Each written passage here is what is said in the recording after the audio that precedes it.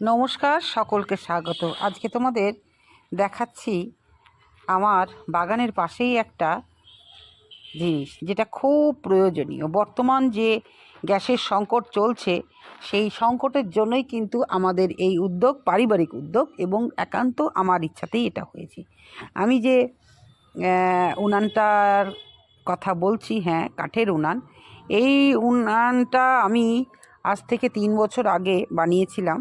মানে এর বয়স এখন 4 বছর, ধরো 4 বছরে দিল, 3 বছর ক্রস করে গেছে। তো এই উনুনটা ক্যারেটের তৈরি, কি সুন্দর জ্বলছে দেখো। অনেকে বলে যে ক্যারেটের উনানে গলে যাবে না, এই প্রশ্নটা থেকেই থাকে। তবে না, আজ থেকে প্রায় 6 দিন আগে থেকে আমি এটায় রান্না করছি। আর বিগত 3 বছর আগে, মানে 4 বছর পড়লো, আমি রান্না করতেই আছি, কোনো অসুবিধে নেই। আমরা সকলেই একটা জানি যে মাটি হচ্ছে তাপের কুপরিবাহী। মাটি যেখানেই থাকে না কেন, মাটি বা ইট, সেখানে প্লাস্টিক গলতে পারে না। সেইটাকেই ফলো করেই আমি কিন্তু এই উনুনটা বানিয়েছিলাম। কাউকে অনুকরণ করিনি, একান্ত নিজের মতন করে উনুনটা বানিয়েছি। কি সুন্দর দুই দিকে জ্বলছে দেখো।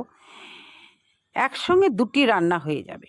আবার একদিকে জাল যদি বেশ জোরালো দেওয়া হয়, তাহলে পাশে একটা একদম ভাজা টাজা সব হয়ে যাবে, খুব ভালো। একটাই কষ্ট, মানে এই কালিটা যখন মাজতে গিয়ে হাতটায় বেশ কষ্ট হয়, হাতটা কালি হয়ে যায়। আর কাঠের উনুনে রান্না করলে হাতে মুখে সব কালি লেগে যায়। তো যাদের স্কিনের সমস্যা, আমার যেমন স্কিনের সমস্যা, আমার তাপের কাছে গেলেই কিন্তু আমার স্কিন একদম কালো হয়ে যায়।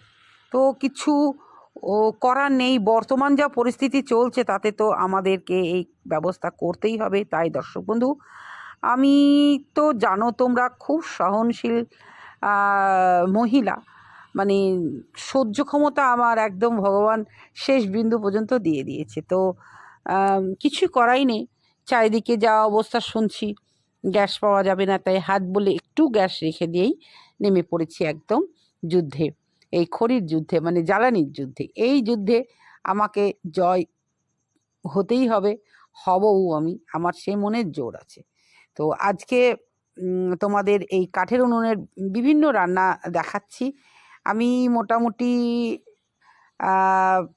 বাড়ির সবজি, বাড়ির বড়ি দিয়ে, এই যে এটাকে আমাদের বাপের বাড়ি ঝালের ঝোল বলে, রান্না করেছি নিরামিষের দিন।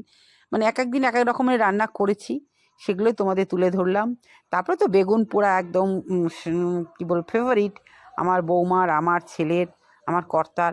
আমরা প্রতিদিন তো বেগুন পোড়া করতে পারি না, বিশেষ বিশেষ দিনে, যেমন বুধবারে খাই না, বৃহস্পতিবারে খাই না, শুক্রবারে খাই না, বাদবাকি দিনগুলো শনি মঙ্গলবার আমরা পেঁয়াজ ছাড়া খাই। মানে অনেক নিয়ম আছে আমার, বিশেষ করে আমার পরিবারে।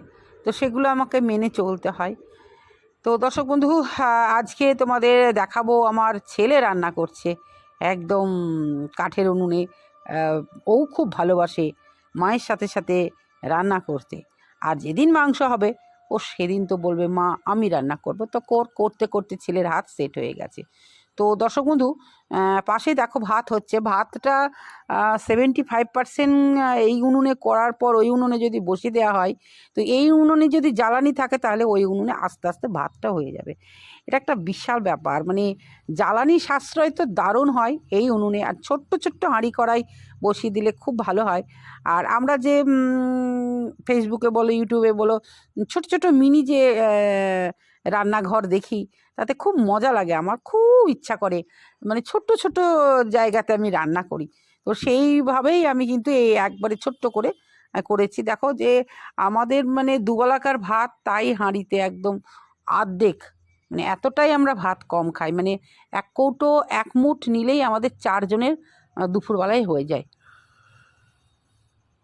ওই মোটামুটি 300 চাল হলে হয়ে যায়। তো যাই হোক, থালা তো সাজানোই আছে। এক এক দিন এক এক রকমের রান্না বান্না করে পরিবারকে দেওয়া হয়।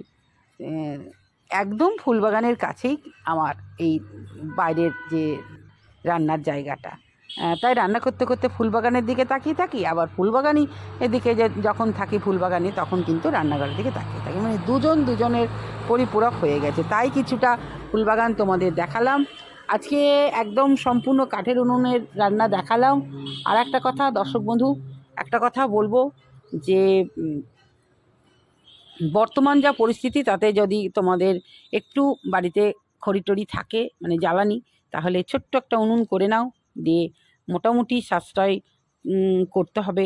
গ্যাস পাওয়া যাচ্ছে না, কিছু করার নেই, কারণ আমাদের সামর্থ্য নেই যে ৩,০০০ টাকা দিয়ে একটা গ্যাস বুকিং করব। তো তাই দর্শক বন্ধু আজকে তাহলে এইটুকুই, আবারও আসবো নতুন কিছু নিয়ে। সামনে ঈদ, সকল বন্ধুদের আমার ঈদের শুভেচ্ছা জানালাম। তোমরা সকলে খুব আনন্দ করে ঈদ কাটাও, খুব ভালো থেকো, আবার দেখা হবে পরের ভিডিওতে।